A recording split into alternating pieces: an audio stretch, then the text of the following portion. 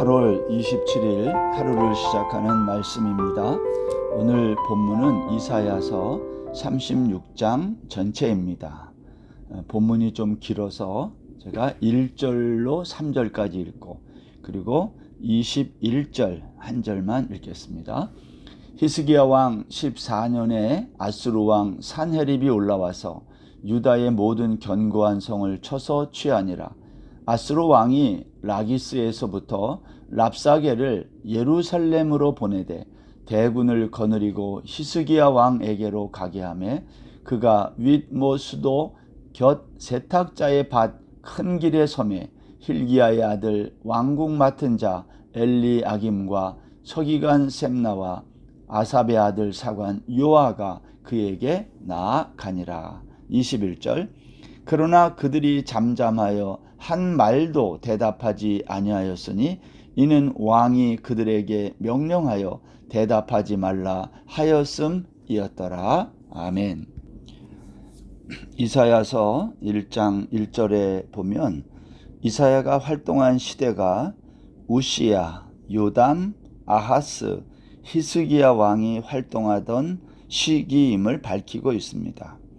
그 가운데 우시야 왕이 죽던 해에 소명을 받은 이사야는요, 요담 왕을 건너뛰고 아하스 왕에 관한 이야기를 이사야 7장에서 시작합니다. 요담 왕에 관한 이야기는 생략해요. 여러분, 이유가 뭘까요? 성경은 역사책이 아니라는 거죠. 성경은 인류의 구원을 위한 특별한 목적을 갖고 기록된 그러한 구속사 책이기 때문에 그렇습니다. 유다의 아하스 왕은요, 20살에 유다 왕의 즉위에서 16년을 예루살렘에서 다스렸는데 아하스 통치 기간에 주변 나라의 침략에 시달립니다. 특별히 북쪽에서 아람과 이스라엘이 동맹을 맺어 공격했고 남쪽에는 에돔이, 서쪽에는 블레셋이 이렇게 사방에서 공격을 받던 아하스 왕은요, 서북쪽에 있는 아수르에게 구원을 요청합니다.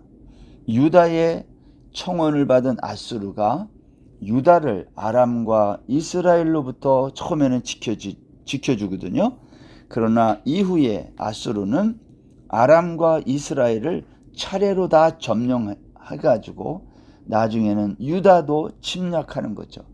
오늘 이 이사야 36장이 그 이야기인 것입니다. 왜 아하스 왕 때 주변 나라들이 유다를 공격했을까? 다 정치적인 이유 때문에 그렇겠지만 성경은 다른 곳에서 이유를 찾아요. 그것은 바로 아하스의 신앙적인 태도 때문입니다.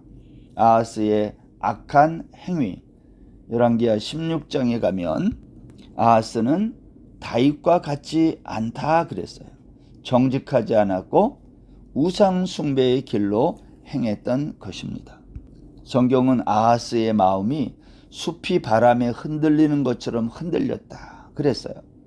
그때 하나님이 이사야를 통해서 한 징조를 보여주시면서 격려하시고 소망의 메시지를 전합니다. 그게 이사야 7장 14절이죠.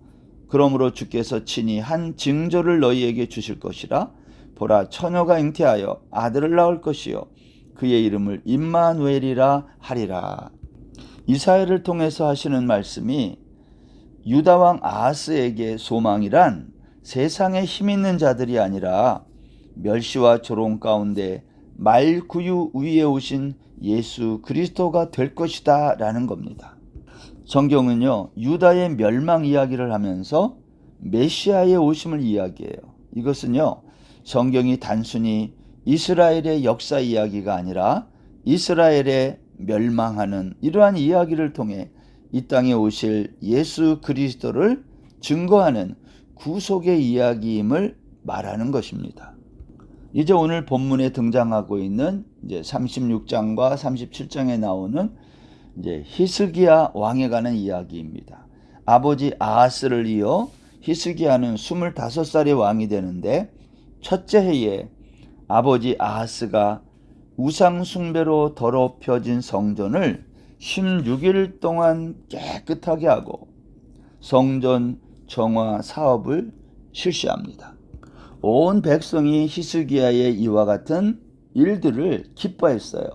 역대서 기자는 히스기야 왕을 이렇게 요약합니다. 역대하 31장 20절 21절 히스기야가 온 유다에 이같이 행하되 그의 하나님 여호와 보시기에 선과 정의와 진실함으로 행하였으니 그가 행하는 모든 일 곧 하나님의 전에 수종드는 일에나 율법에나 계명에나 그의 하나님을 찾고 한 마음으로 행하여 형통하였더라.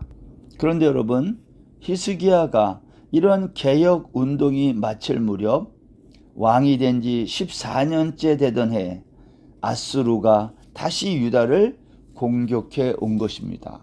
그런데 오늘 본문 36장 1절에 보면 이렇게 되어 있어요.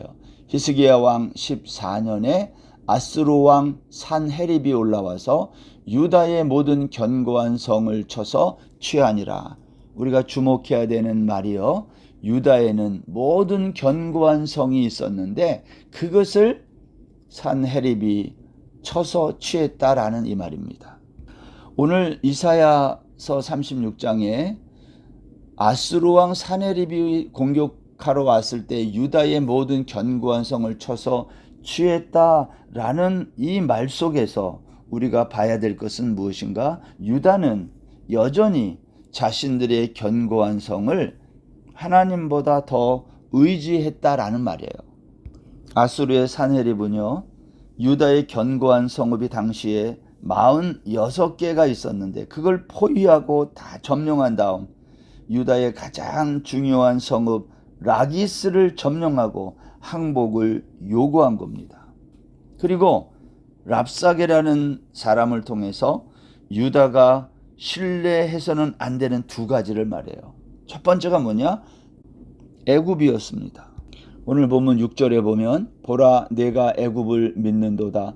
그것은 상한 갈대 지팡이와 같은 것이라 사람이 그것을 의지하면 손이 찔리리니 애굽 왕 바로는 그를 믿는 모든 자에게 이와 같으니라.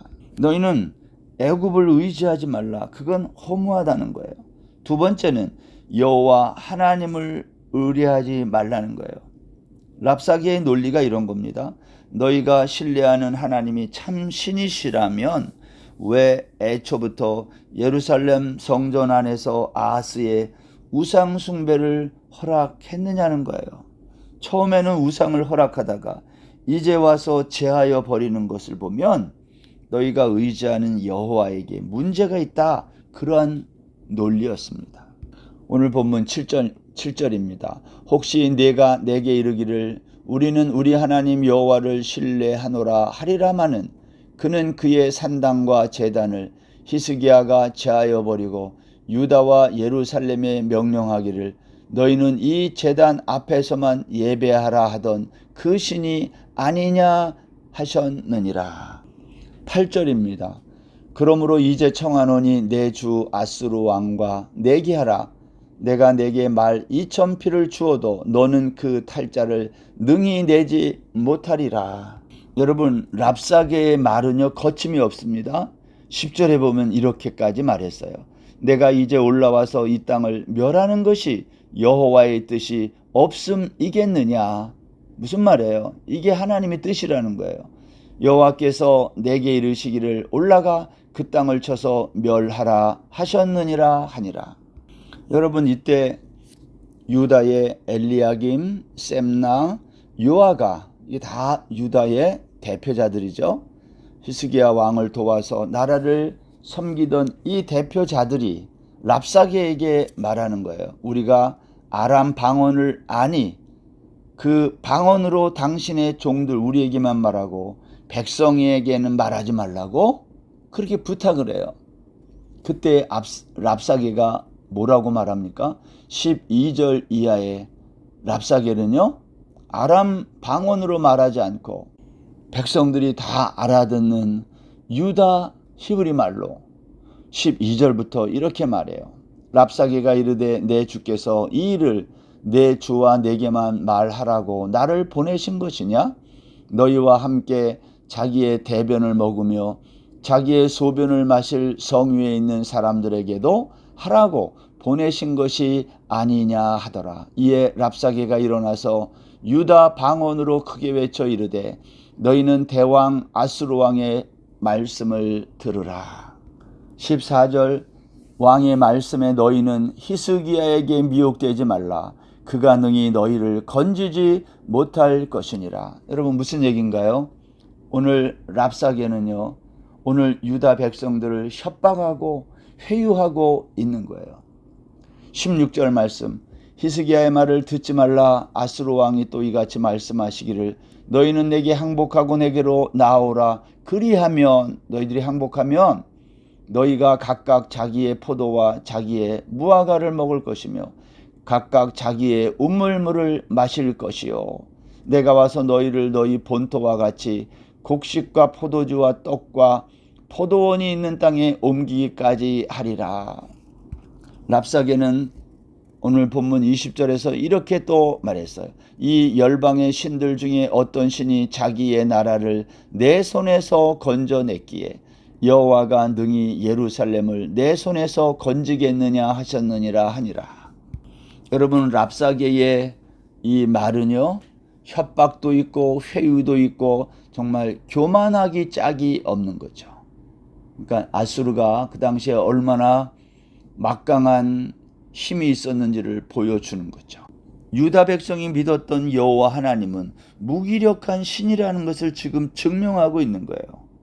여러분 신앙생활을 누구보다 모범적으로 잘하는 성도인데 그가 하는 일들이 안 좋은 일들만 결과로 나타난다면 우리는 그 사람이 믿는 하나님을 신뢰하기가 쉽지 않을 거예요. 오늘날 우리들의 문제는요, 견고한 성에 있어요. 신앙생활을 반듯하게 하는 것처럼 보이는데 각자가 가진 견고한 성이 있는데 그 견고한 성이 하나님보다 더 의지하고 신뢰하는 성이라는 겁니다. 어떤 사람에게는 견고한 성이 돈이고요.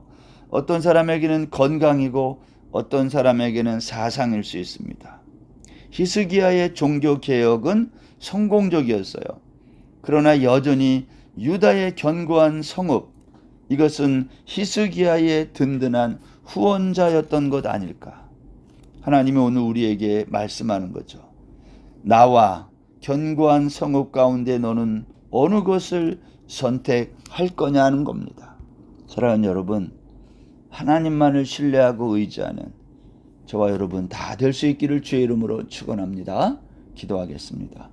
하나님 아버지, 우리는 참 어리석어서 하나님을 믿으면서도 여전히 우리가 의지하는 견고한 성이 있습니다. 이 견고한 성을 내려놓고 하나님만을 신뢰하고 의지하는 우리의 삶이 되게 하여 주옵소서. 예수님의 이름으로 기도드립니다. 아멘.